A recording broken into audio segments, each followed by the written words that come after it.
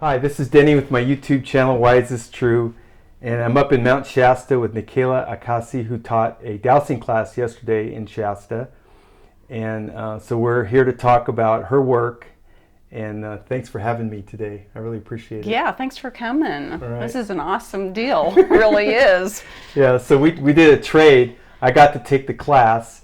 And so in exchange, we said, well, let's do an interview to promote her work, and she's written a book which was part of the class. Yeah, that was the last book that I've written with my husband Rael, but I've got a whole bunch of other books that I've written. Right. So yeah, probably talk about yesterday first. Yeah. And yes, we had a class yesterday, several students, and we called it was an advanced dowsing class, and we were building a strong foundation is what we were doing, and that means going back to the basics with dowsing and learning the different tools and learning the protocols and how to program your dowsing system and what a dowsing system actually is. It's it sounds like there's a whole lot to it, but once you get the basics under your belt, it's not hard. Right. The one thing about it is learning how to phrase your questions properly so they can't be misunderstood, and because it is an exact science, some things just you can take two different ways when you ask a question. Right. So or more actually. Right. So that's where we put a lot of focus in on, is to learn how to ask those questions properly. Right. Yeah, and one of the things that I really liked was there's a couple different situations where you may be unsure of the answer, and you can use dowsing to go back and clarify the answer. So you showed us some techniques for doing that, which I thought was very helpful, because especially when you're beginning, you haven't built the level of confidence up yet, and you can actually use what you're learning to help you build your confidence. So I thought that was really cool. It was like an encouraging way. It's like you don't really have to go off the path to make sure you're on the path. Right. Yeah. You can just state your question and rephrase it. Is this correct? That this is the answer you're giving me? Because when you're dowsing and we are using a chart and you have a pendulum and it's swinging, well, this is one way to measure. And if you can't quite tell where it's swinging, say it's what dowsing is we're measuring. That's just one of the things we do. And we're using a pendulum. Right. And so if it's swinging, say to 50%, and you're not quite sure that's the actual answer, you just say, is the answer 50%? And then you can go back to yes or no. Yes, and it will confirm, that's the correct answer. So it's great. You can make sure that what you're getting is correct. Right. And so with dowsing, I'd like to say that what we focus on a lot with what we do with the pendulum is information dowsing. And so we are asking for to clear energies and transmute energies and measure possibly, and also to fill in the void we've created energetically with love and light. And there's steps to a lot of this stuff. Mm-hmm. So people learn to do the yes and no's first, and that's part of the programming, teaching the system the movements actually with the pendulum. And then they move on to more advanced movements. Right. And the other thing that I liked about the class was all the different examples of how the dowsing could be used to extend in all areas of your life. I mean, there's really nothing that's off limits there. Yeah. You may get answers, I guess, from your guides like, it's not for you to know, it's not time for you to know. So there might be a line of questioning that you would have to abandon for a reason that you may not understand at that given time. But it's really, I think that's almost like the minority of the situations you might encounter when you think about all the other things that you can make inquiries upon for your benefit, like food, health, relationships. It's incredible. Dowsing has changed my life, totally. I mean, at first, I was just so pumped up, I wanted to douse everything, because I wanted to know what the energies were, like my plants and my food, and you're checking a lot of times for non-beneficial energies, and so we can transmute those into be beneficial and be healthier for you. And so I would go around the house and just douse all sorts of foods and my vitamins and just the space in general. I would douse my property to see what kind of energy was out there, and work on transmuting it to make it better, because what we're all trying to do is promote a healthier world, and healthier lives, bodies, and all that. So that's what I was wanting to do. And believe it or not, I wasn't taught or told that once I started dowsing, I would hook up with my spirit guides. And so after a few weeks of dowsing all this stuff, all of a sudden I'm hearing my guides speak to me telepathically, and that was quite a shock. So one thing led to another, and this has been about 10 years now. So now I've went on to write books, because I've been able to communicate with my spirit guides, you want to call them. I work with the Pleiadian team, and so we write books and do dowsing workshops, and it's great fun. It really is. How did all this start for you? Well, it depends on how far back you want to go. I was very motivated on my spiritual path because of an incident in my family, and I just started questioning everything. What's the purpose of my life? Mm-hmm. What am I supposed to do with myself? I really wanted to know about... What year was that?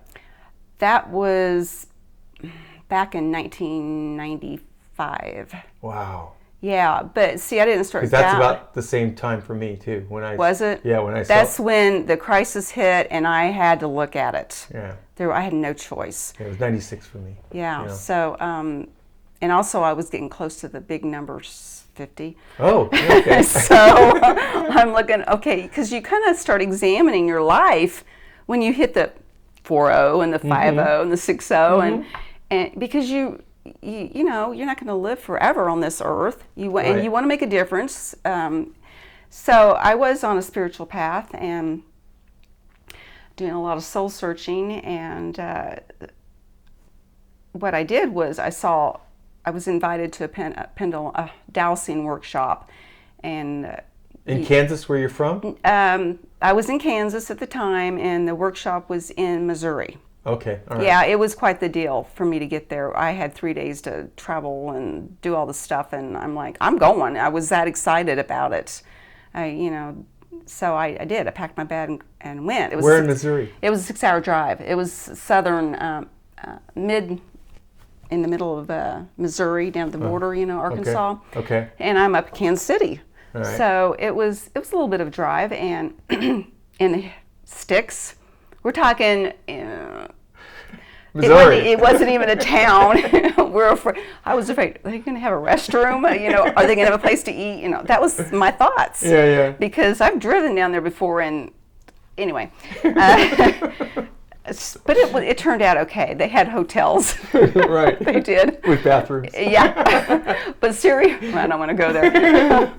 But so anyway, I took the workshop and was very excited, because what was taught was just phenomenal. You can work with negative entities and all sorts of energies that make you uncomfortable, make you sick. And you can change that. You can identify different energies, illnesses, different emotions that buried in the subconscious, past life stuff that you start examining it, you bring it up, and you work with it, you release it, and reprogram all that. And so for me, it was like beginning a new life, basically. Right. Yeah. I had another chance. So I worked, and anyway, after a few weeks of dowsing, I started hearing my guides speak to me and through me, and they started channeling through me, and it was a phenomenal time, but also it was a very frightening time, because I didn't have anybody to go to, a mentor, to say, look, this is happening to me, and I don't understand it. I was married at the time, and my husband was not. He was not into this stuff, and so I couldn't talk to him. And so it was a very frightening time. And part of the reason why I've chosen to do this work is to help people to help them ease through some of these transitions. Because for me, I wasn't even able to look up, the internet back in this was 2008.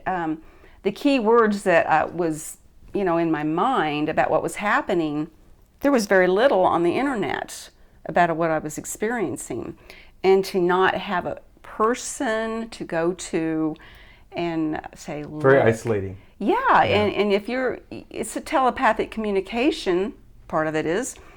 And so people will automatically, if they're not familiar with spirit, right, and how it works. It's a diagnosable mental condition. You're darn right it is. Yeah. And sorry about that, my phone's going off. That's right.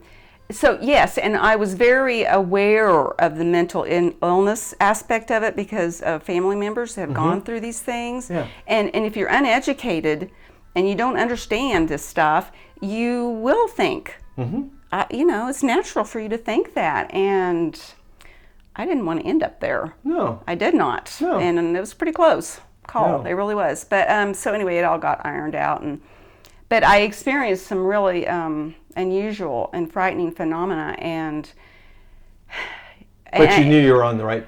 The thing with it was, I was, when you have a motivation, you have a momentum towards something, and I don't know what drives you really sometimes, because it wasn't like I knew what I was doing. Right. I was kind of fumbling through it, and but you just weren't going to turn away and leave it behind you. I wasn't. You had to keep. I was driven. Yeah. My close friends who were also using the pendulum, they were dowsing, and I told them I was hearing voices, because that's what I was hearing. Right. They were talking to me, and I was told, well, put it down, don't use it any longer. But the thing was, your friends told you that. Yeah. I had a really good friend, and she's like, I'm worried about your mental state, and I'm like, oh, well, okay. But the thing, what was happening as well, simultaneously, was I was receiving, I was feeling a vibration, which was pretty new, and it felt like love. And because I hadn't learned to set boundaries with all this, and I was so excited to be able to, because I was talking to them, asking them questions. Right. I'm talking universal type stuff. Yeah. And so I would go to bed, and I would be awake all night talking, listening to them, and because they would talk about this awesome stuff, and so after a few weeks of not getting any sleep, it started to really have an effect on me. But I started to say simultaneously I was receiving this energy, and my guides would tell me during the day, I'd be dragging, and I have all this work I need to do, and they said, sit down and receive. And I would go sit down. I might cry here, because it got me through. It was almost to the point of life and death. Wow. Truly. And I would sit down, and I would receive this. They were radiating love, a healing energy. And I don't remember how long the sessions were, but they would do this almost every day. And somehow I made it through. I experienced some other stuff too that I don't really, it's in my books. Very personal stuff that I share. And that's the stuff I couldn't find answers for, and it really scared me. But so I continued, because I thought, if somebody's going to share with me or assist me radiating this love energy, I knew it was love. There was no mistake. Right. If I was experiencing that at the very same time, we're talking about dowsing too. I was dowsing, and I wasn't real good at it, and I was getting inconsistent answers. I'm weighing it, thinking, okay, well, I'm not getting really good answers with my dowsing, but yet I've got these guides who are talking to me and radiating love energy, and what do I do? Right. And was the love energy kind of like a mitigating force for the lack of sleep? So it was helping you cope better, and it was helping you in your life. It was sustaining me. Right. Energetically, physically. But so, after a few weeks of that, you got to do something. And part of it was all teaching me to set boundaries and say, look, I have to sleep at night, to my guides. You guys got to be quiet. It was an exciting time for everybody because, it wasn't exciting just for me, but for the masters, the Pleiadian masters I work with. It was exciting for them because it's not every day one of their, I don't know really how to put it. I don't want to put students. I'm a family member. I'm a Pleiadian. One of their family members is able to awaken to the point to hear them. So it was a very, very exciting time and a confusing time for me. And that continues? What? Today. I mean, you still have those types of communications. Well, now. I've set my boundaries. As far as how long, you don't do it all night. You might have a 20-minute session or a 3-hour session or something. At night, I might talk to them a little bit before I go to sleep, but during the night, it's a whole different thing right now. I do not stay awake talking to them. Right. Basically, what was happening in the beginning was, it's like my dowsing classes. It was building a structure because they were teaching me about energy and to feel it and to be able to receive telepathically and to learn how to channel and all these different awesome things. And so it was like a crash course, if you will, to get me on the road so I could do my job. Here on the earth, and I didn't understand any of that. They didn't tell me. It was crazy. The course. It was the course. Yeah. There's so much to it. But so what happened was they told me to stop using the pendulum.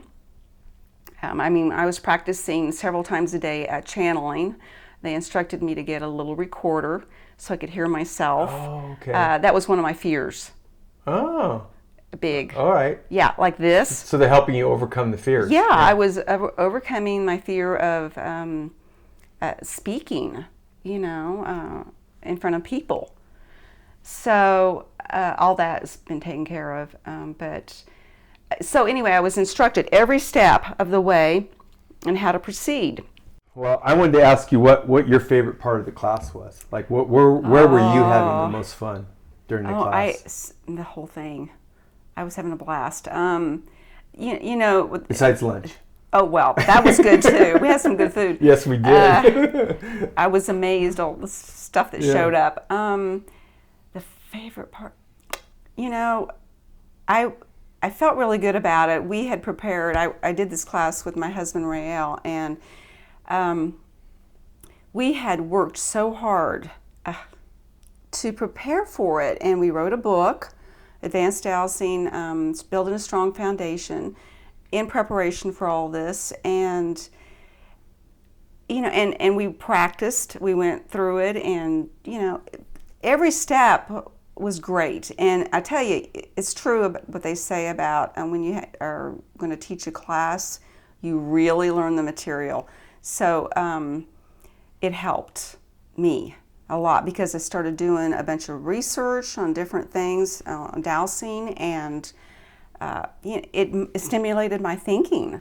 I started asking more questions, and more stuff started coming in about energy, and it was just an awesome. So to answer your question is very difficult because I had fun through the whole thing, and. Do you think it could have been? Do you think if you were to do it again, would you do 9 to 5 again, or would you make it a little longer? Or? No, we discussed that after the class because the class I took back in 2008 was a 2-day seminar, and I heard somebody say yesterday they had been to a 3-day workshop, and so the long day was hard on people because they lose. They dip, their energy level dips. Yeah. So probably we'll change it next time because we want to make sure that the people, the students they don't dip. And we try to provide stuff like chocolate, to help them. Yeah, to continue to absorb the information because there's a lot of information. Oh, yeah. So if you did change it, you make it shorter or longer? I or what? think we might,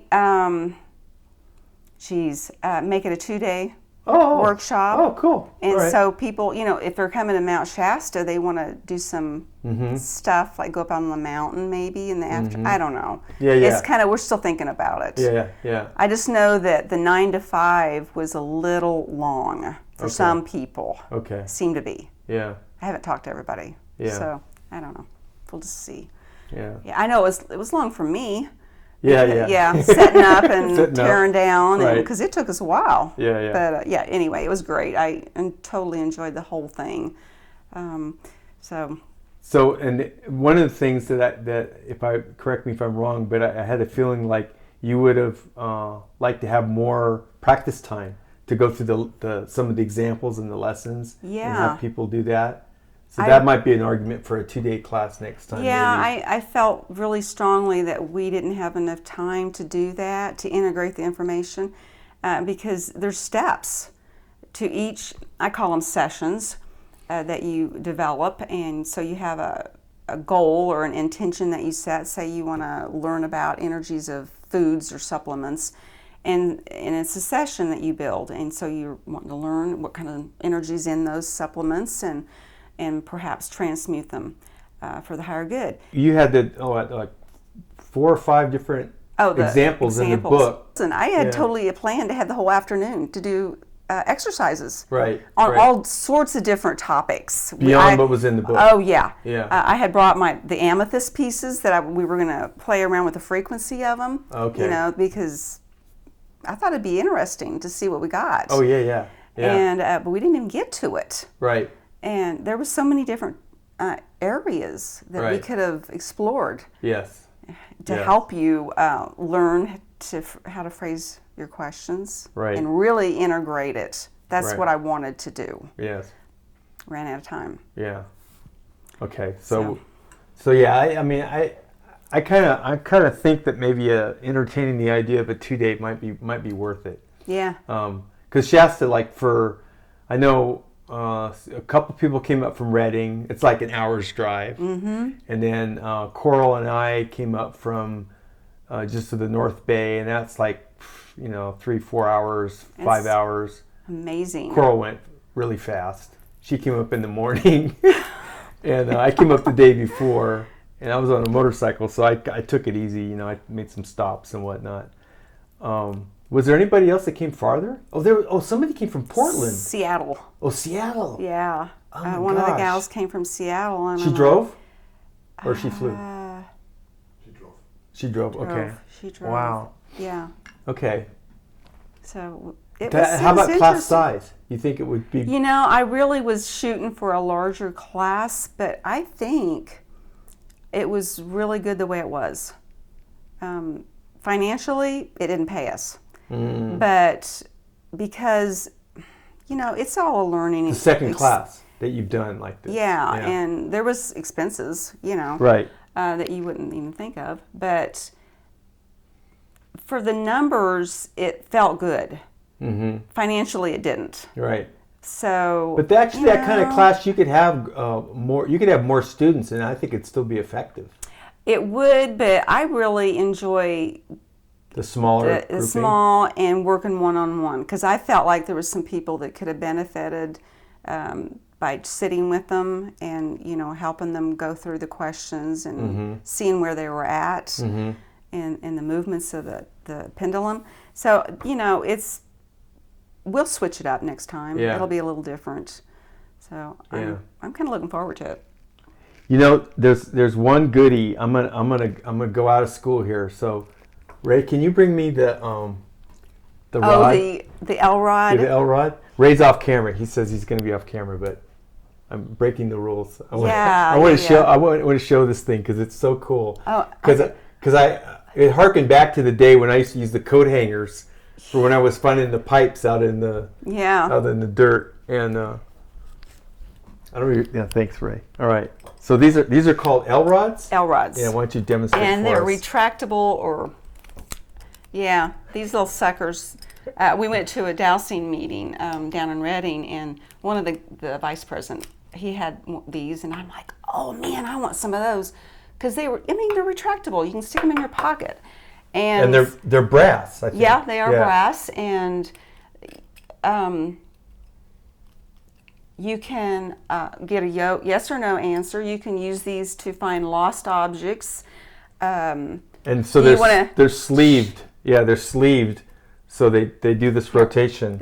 You got to get them kind of square like that. And you can use them for divining water and gold and all these neat things. And so 40 years ago, before I went to college, I worked for this outfit called Sonoma Water Engineering. I think I may have told the story already, but I'm gonna tell it again. I can always edit it. But this, so I used to find pipes buried in the dirt, and so my boss taught me how to witch the pipes. And so I would walk along, and then I'm going to manually do this because I'm not walking along, and it would line up on the pipe in the dirt, so it would do something like this, and then I knew where to dig. I could see the direction of the pipe, and I got pretty good at it, and I was very motivated because it saved the amount of time digging. So I told the story maybe 3 times now in the last 2 days. But anyway, so that's why these things were very cool. I mean, when I saw these, I go, wow, that's so cool, because I used to go take coat hangers and bend them. Oh yeah, they work. I mean, coat hangers work, but they're not as fun. Yeah, these are really cool because they look like ballpoint pens, in your pocket. Yeah. So anyway, I just wanted to show these on camera. Yeah, we've been playing with these things. We got them right before Mount Shasta, our annual WESAC event, and I was so excited. If someone contacts you on your website, can they order them from you? Well, we've got a few left, but I got on the internet today because I got these off of eBay. Yeah? And I was like, oh no. The price, they did have some, but the prices shot up. Really? And we're selling for $30. We're not making a whole lot of money. Yeah. But they're higher now, and I'm like, okay, this isn't working for me. From eBay, and they're made in Korea? Yeah.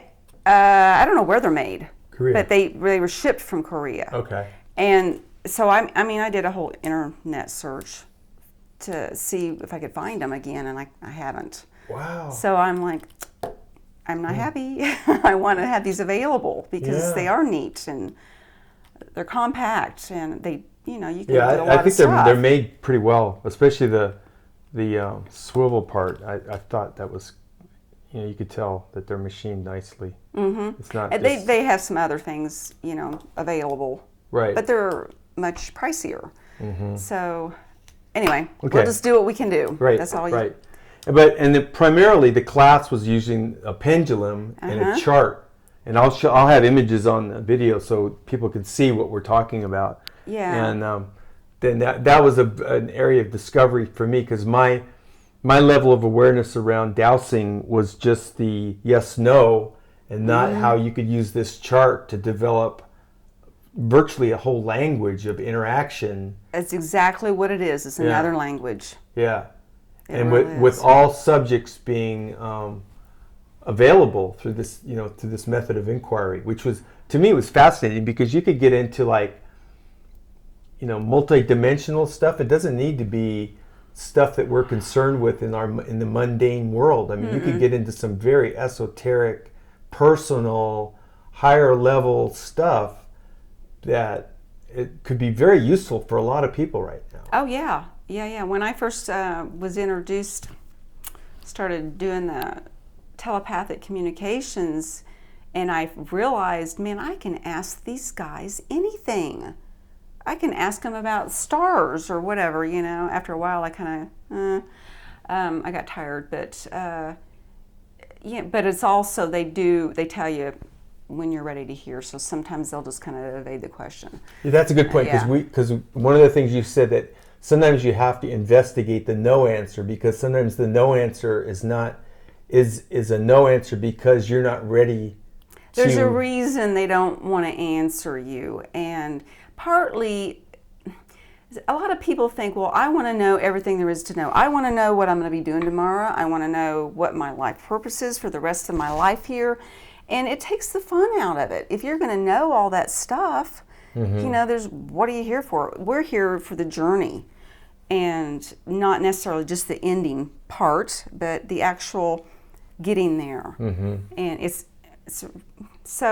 a lot of people think that, well, I can ask all these questions about what I'm going to be doing in the future, and my guides don't like to talk about that kind of stuff. They, for one thing. So your intentions around the use of this thing are important. Yeah, it's very important. First of all, a lot of us, we're light workers who are using these dowsing rods, and we use them for service. And that means to help raise the vibrations and to adjust frequencies to better our planet and us, as individuals and as a collective. So there, you have a lot. I'm not getting the right word here. Well, you have the issues integrity is the word I want to use. And there's some areas that are problematic, like the future, winning the lottery, like self-serving type of endeavors. Those kinds of things that can be kind of present roadblocks in using dowsing, because it's not really serving a higher purpose. No, and they're going to help you to pursue that avenue, and they're not going to abrogate your free will. But on the other hand, they're not going to help you do stuff that's not really for my highest good. Right. So basically, we're here to learn lessons, and they're going to use all these different, our situation, like this right here, we're learning things by just having this conversation and going through the process of doing the video. And so, if there's something to be learned in a particular situation, we go for it. We're going to do it. So to know exactly what it is you're doing every step of the way in advance isn't conducive to learning your lessons, is what I'm trying to say. So we have, we went ahead and grabbed the book that was used for the class. So now if they get a hold of you on your website, can this book be ordered? Oh yeah. They can order it from me or off the website. Oh, you have an order page on the website? I'm pretty sure I do. If I don't, it will be up there pretty quick. Okay. All I think I did. Okay. It's been a crazy few weeks. No, I know the feeling. I just started my website recently, and if it wasn't for the guy who put it together for me, it would be a car wreck. Yeah. So I know. I'm fumbling through myself. Yeah, it's not easy. I'm making these affirmations. Bring me the perfect webmaster. And I guess I'm it. Yeah. So this and the class did follow the book pretty good, which I thought was helpful, just for the purposes of, if you go back and you review it on your own, then you go, okay, it's familiar material. Yeah. Because it was in the class and it's in the book, so it's not like two, ships passing in the night. Yeah. Hopefully y'all can learn a little bit more and go forward with it and become master dowsers. Yeah. I hope so. So this is the chart that we used. This is one of the charts that we used. It's charts within charts is actually the way it is. So there's an alphabet on there, and there's all sorts of numbers. And there's a non-beneficial side and a beneficial side, and we have all these little tags. And what we do is we program the system to move, like for a yes, it'll move like this. So pendulum. you have the chart. Yeah, so you have the chart, so the yes is at the top. Yeah, the pendulum will go back and forth for a yes, and for a no, it goes sideways. Okay. And there's all these other little things, But the yes and no is what we're starting with. That's the basics. And then the phraseology of the questions around those two answers is one of the critical points, and kind of a stumbling area for a lot of people that are new to. Yeah, because if you forget one word or insert one word, it can change the answer. Right. Totally. And the example I give pretty much every time I do a presentation is, this is very critical, but an instructor was giving a presentation, and he was doing an exercise, and he had his he was using L rods, and he told the L rods or his dowsing system to show him where north was, and he knew where north was. He was just doing this as an exercise to show the students how it works, and the Elrods were not doing what they should have, he thought. They kept pointing out to a person in the audience, and finally the guy in the audience just stood up and said, "Look, I know what's wrong. My name's North." And it, oh, well, I should have said, what direction is north, instead of where's north, Yeah. So, I mean, it was just one word. So, but there you go. Yeah, it's an example of how important, or you can phrase a question that's inherently ambiguous, so that a yes or no answer to that question could actually not be that meaningful.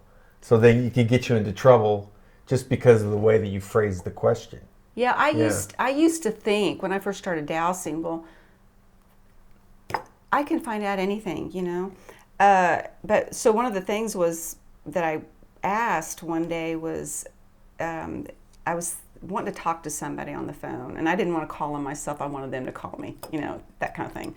And so I asked my guides, using the dowsing system, I said, "Is that person going to call me today?" And they flat out cannot answer that question because, first of all, if the person was even thinking about calling me that day, they could forget, something could interfere with that picking up the phone, or they just get distracted, or they change their mind. They might have been thinking about it then, but they changed their mind. So there's no way you can answer that question, because we have free will, we make our own choices, and we walk down the road like that. So, but I wanted to know stuff like that to begin with, and I found out pretty quick that wasn't going to work. So I just use my dowsing system now to change energies, basically, for the higher good is what I do.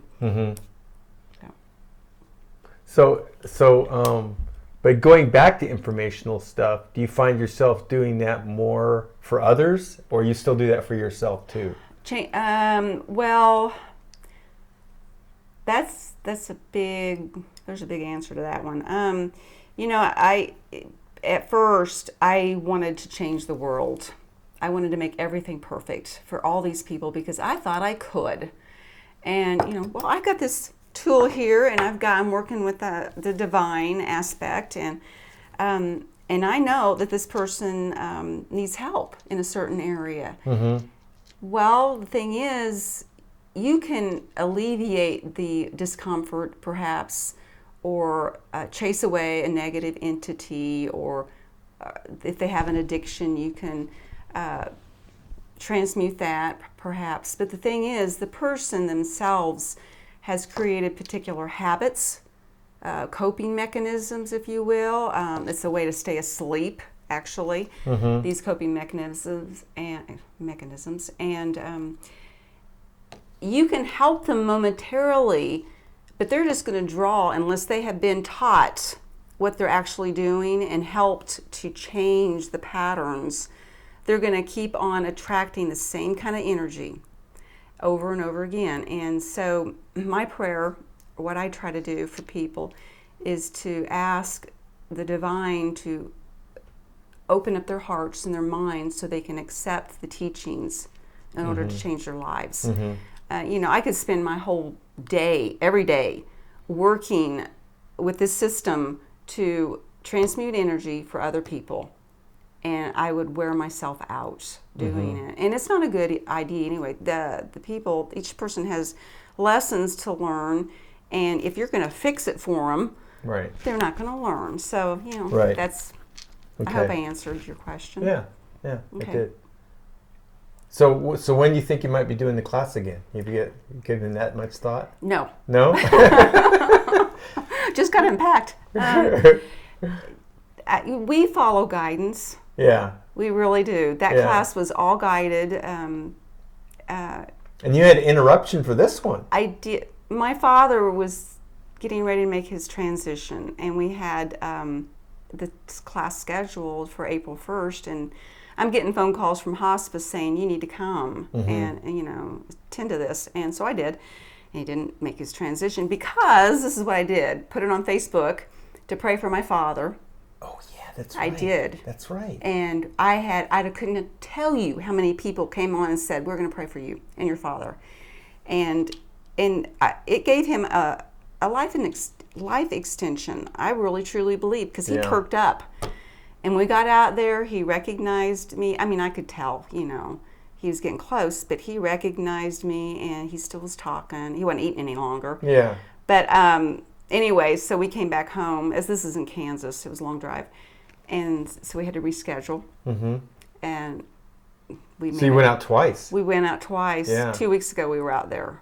Yeah. Because he did finally pass. And so we were able, I was worried about doing the class or scheduling it. Right. And in the middle of all that. Yeah. You don't know what's going to happen. And that's and I'm asking my guys, okay, is it okay to do this? Right. Do the class, and, we just do the best we can.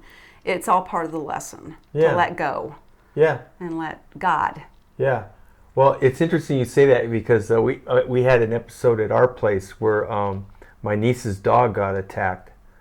It was a Chihuahua, and it was attacked by a huge dog, and it was a life-ending injury for this dog. Basically, I won't describe. It was it was bad, and just a little Chihuahua, mauled to, we got her to within 15 minutes she was in emergency surgery, and I got on Facebook, and I said, pray.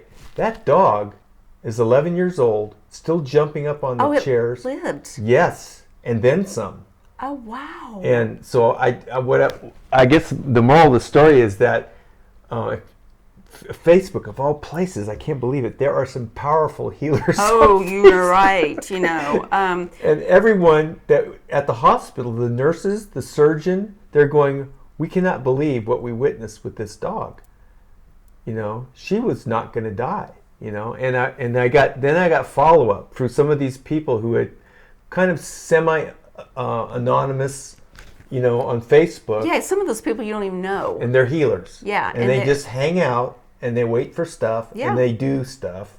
And it was amazing. I was in shock. Because anyway, so. Yeah, it's I wasn't going to talk about Facebook, but I've surrounded my page, the people on my group, they're all so beautiful. I mean, they've got these loving hearts, and there's always somebody asking for prayers, and the group just says, "I'll do it," and so.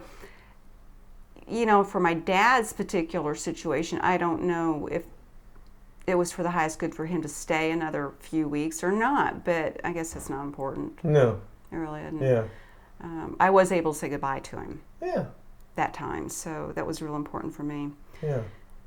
Rather than... Go Facebook, of all things. Yeah, really. for all its problems. Because there are people on there, Yeah. Yeah, so, it's not all good. Yeah.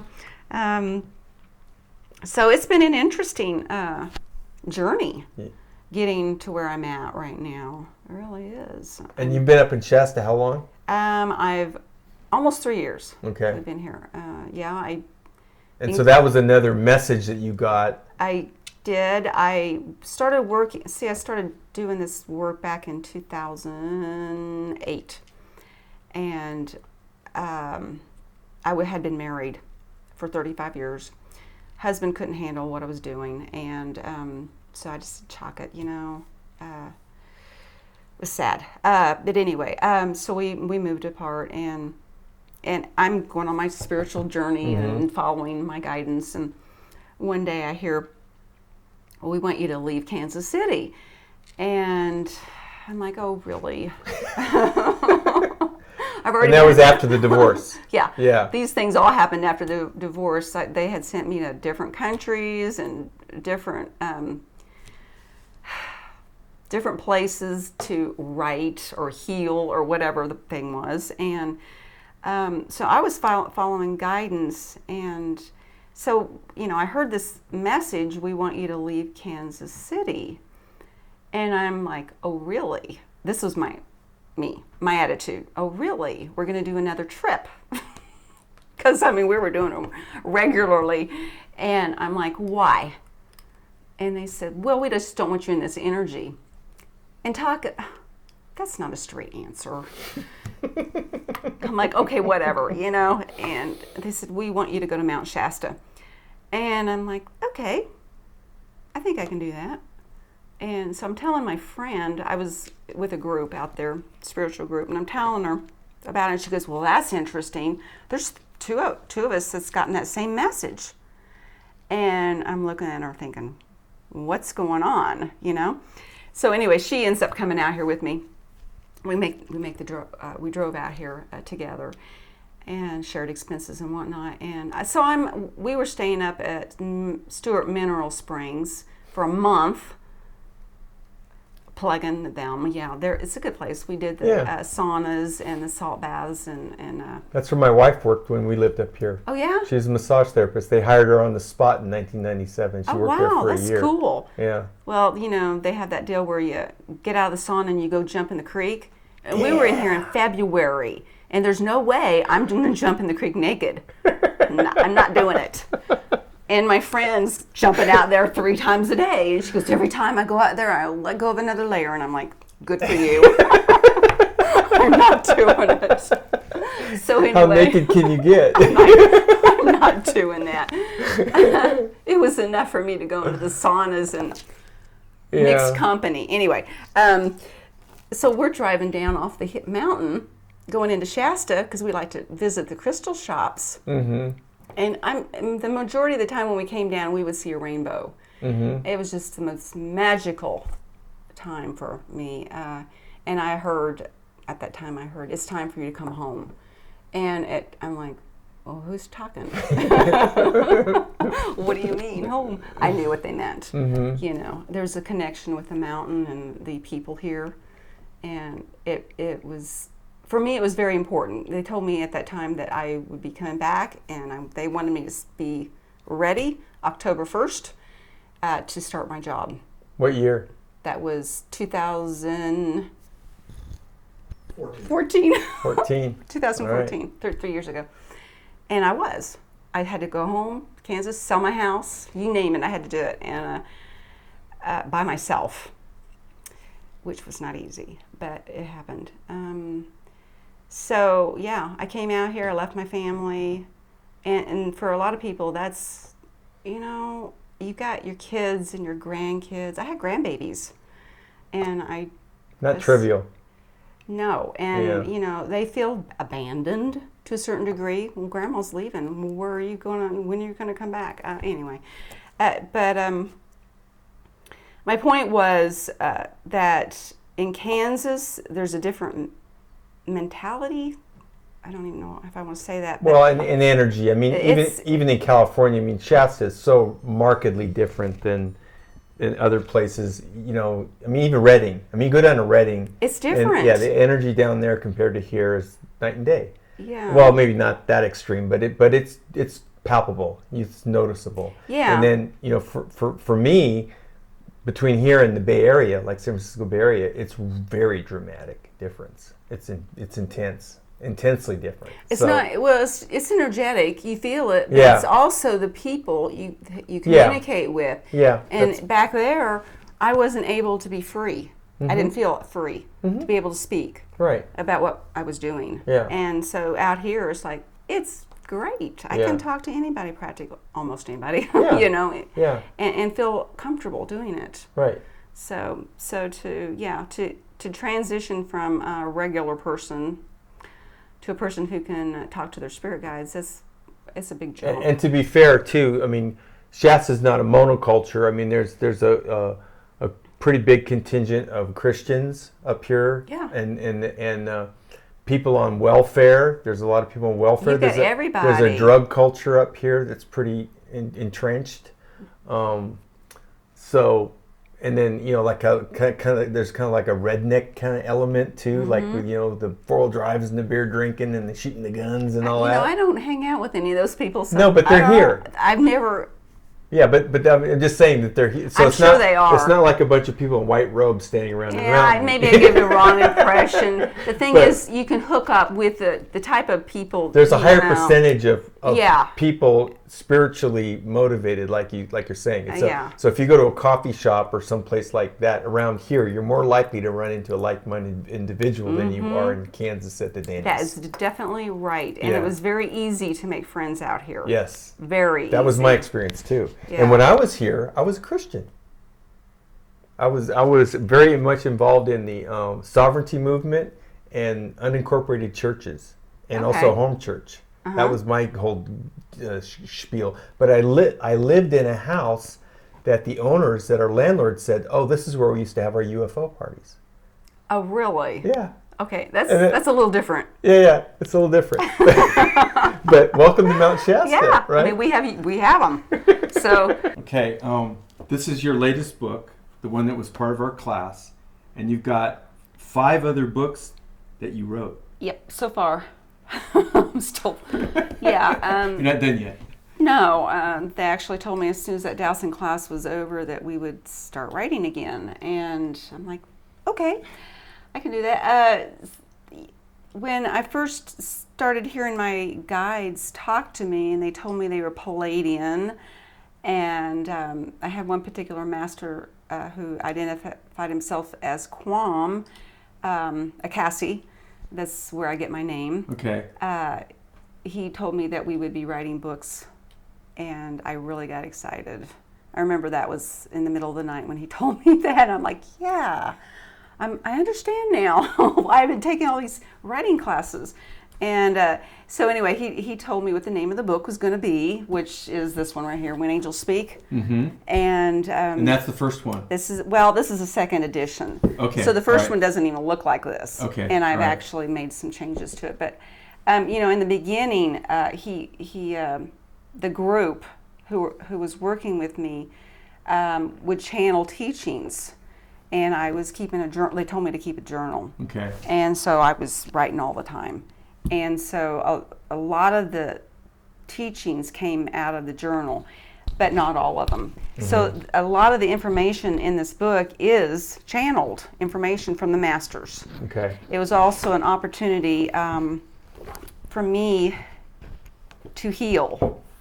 They were giving, it was like an assignment to take me through the suicide of my son. Okay. And through writing about it and examining all that happened, I was able to heal a lot. Interesting. It was very interesting because I saw the process happen. And through when you write a book, most people think, well, you write it and you're finished. See, I think that's one of the reasons that you and I are hooked up, because I have this motto or this theme that's associated with my channel, and I've been bandying this term around even before that. It was called reveal and forgive. Yeah. Reveal and forgive. Uh-huh. And for me, that's always been like a very public thing. Mm-hmm. And it kind of goes back to the biblical idea of like repent or rethink. Rethink, repent. Yeah. And there's a lot of connotations with that word, repent, but all it means is to rethink. And Okay. and the act of doing it in a public fashion is very therapeutic and healing. It's a very healing it is. endeavor. And it operates in so many different levels. So anyway, I just want to throw that out there because this is, to me, is very indicative of that way of thinking. And I think a lot of the light work, the writers, the authors, Yeah. I think that's why they're writing. One part of it, Right. just one. But Well, it's inclusive. It brings people in it's to an arena where they can heal too, just by Yeah. participating with you in something like this. I mean, this is on so many levels. When I was writing it, I mean, first of all, you don't just write a book. Right. You go over it and over it. I cannot tell you how many times I've read this book and made changes and whatnot. And then even after it was printed, it's proof, and you go through it and you okay it. So you're editing it several times, and each time you read it and go through it and you examine the words, for me, it was healing, because there's a section in here that describes what I went through, and it's very, very personal. And I share it. I didn't want to. They said, we want you to write about it. And I'm like, really? I really don't want to. But so I'm saying that each time I did it, another layer of trauma was released, and I was amazed. So I I had edit 1. I wasn't happy with it because I did self-publishing, Oh, yeah. out in Indiana or someplace, and that's another story. But I got it back, and I'm like, oh wow, there's all these errors, and so I've been wanting. And also, I had a different name on the cover. It was my other name. Okay. And I'd wanted for all these years to get that off of there. Did you actually legally change your name? Yes, I did. Okay. I legally changed it, and so I had the opportunity this last year to redo it, and I thought I was finished healing. I really, truly did. But I went through it again, and I'm telling you, there was another level of, there, and I was just amazed. So I know, and that was just one part of why this book was written. It's also to bring in the energy of the masters, the different teachings, to this plane. And so I want to sell this book, and I have been, but I want to sell a lot of copies. Right. But they told me way back, they said, you brought it down here to the earth plane, and if you never sell a copy, it's okay, because the energy is here. Right. And I was like, I didn't even get that part. It's like, really? Okay. So just give them a book, and it's all right. Give them a book. It'll sit in their house, and it's got a particular frequency, and it'll assist them. Yeah. And I'm like, and they don't have to ever open it. Wow. Well, I'm thinking I really would like them to open it, but hey, you just do what you can do. I mean, right. So Quam, he turned out to. He told me he was my Pleiadian father, and we would be writing a lot of books together. I have a team actually, of writers. Okay. Who work with me, and it's pretty amazing, to get to do this. So we went forward, and started writing these other books. And this is it's a 4 of them so far, a series, and the 5th one is supposed to be written here pretty soon. So it's my life. So let's go through. Let's just go through them briefly. Well, it's a series. So the first one in the series, Awakening the Gift. Yeah. Okay. Who does your art? These I did. I got the images in my downloads. Oh, and then you had an artist? No, these are all photos.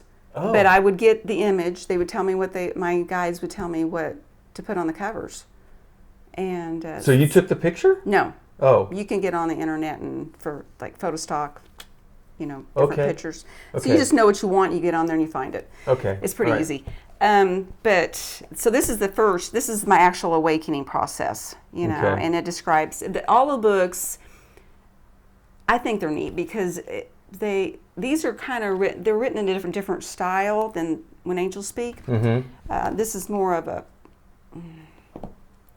I don't really a handbook type. You can open this book anywhere and get a teaching. Okay, this is more like a novel. Okay, where it's entertainment / teachings. Okay, and it goes through different situations that I've been through and how I work with my guides. Okay, it shows personality. They have personality, and that comes through in the writings. And they talk about the different trips I've been on and just the different experiences I've had, the lessons I've had, and it's been an amazing journey, really, truly. So there's 4 of them, and we've got the Sacred Contract and In the Light of Day. This one talks about my brother who passed, and he comes to visit me.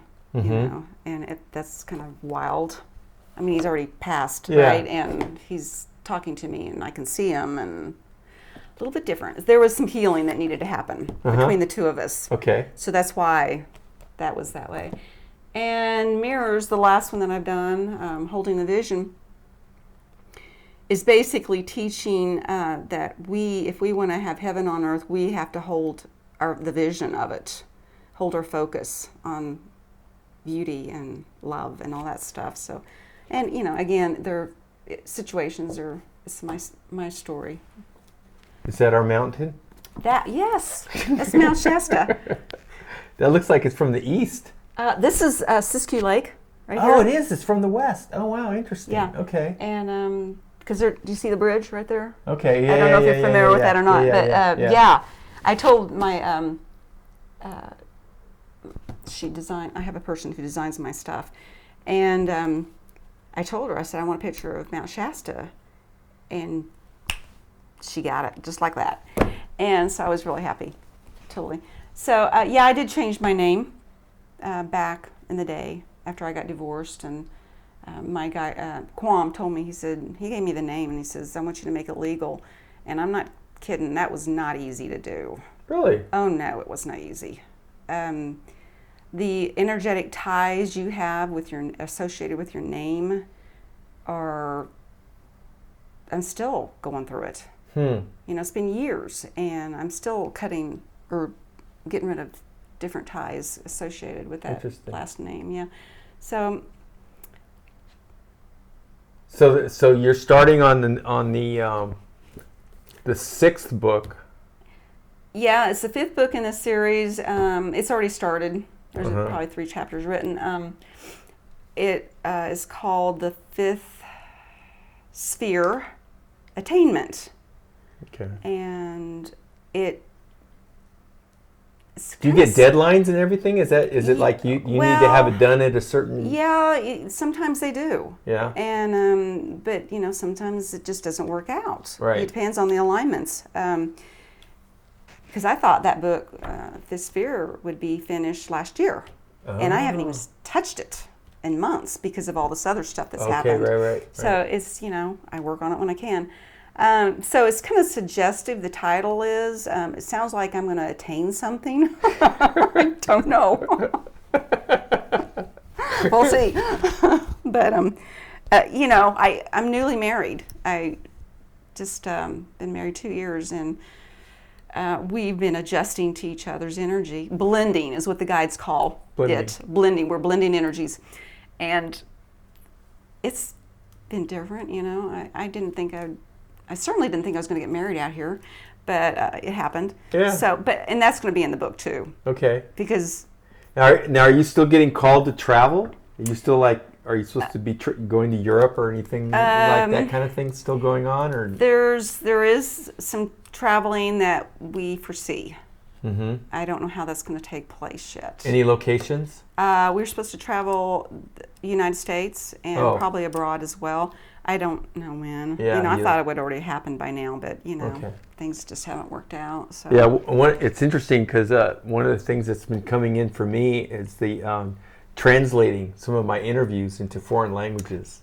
Really, who's doing that? Well, the first one was Hakan, and he's translated a couple of my interviews into Turkish.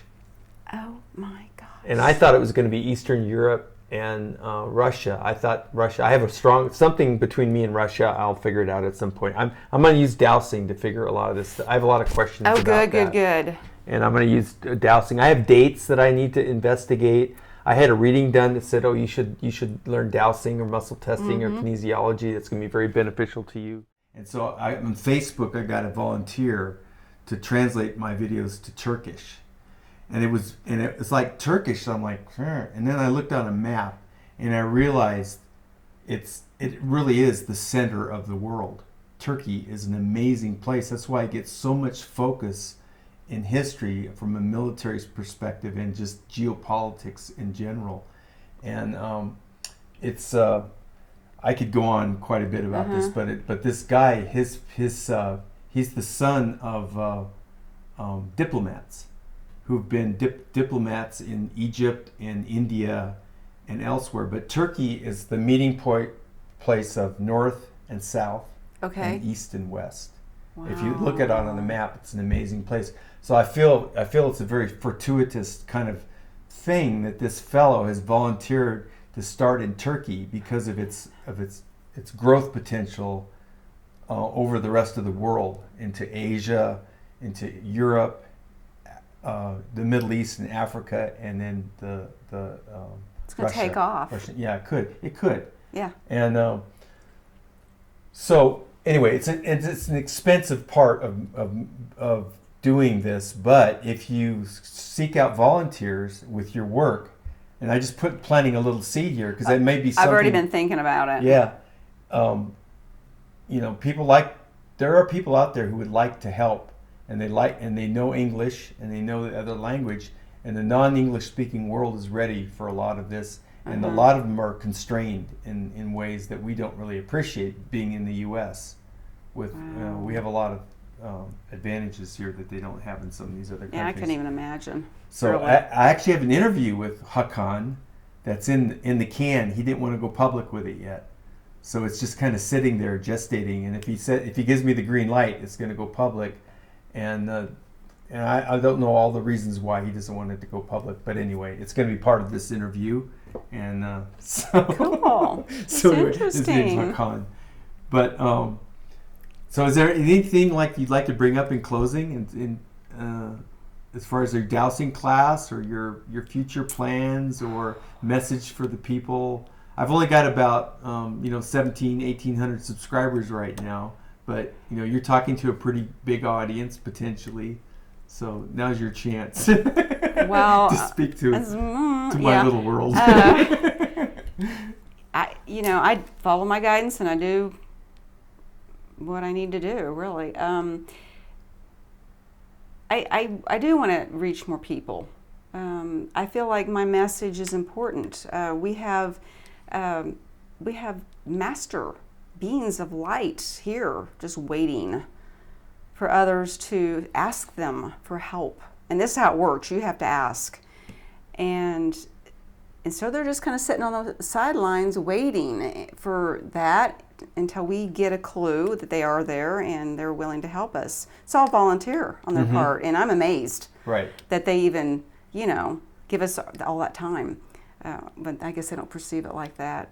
So I do have a mission, if that's what you want to call it, that I want to get out there and help people.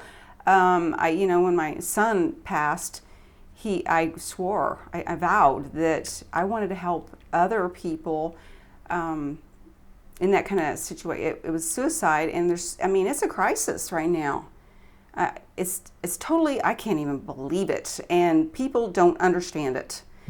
So that's part of my work, is to help not only those left behind, but perhaps maybe prevent in the beginning. If they were educated, this wouldn't happen. And this dowsing is what a wonderful tool it is for investigating all these areas, places where we don't feel free to speak to our family members, people that we work with.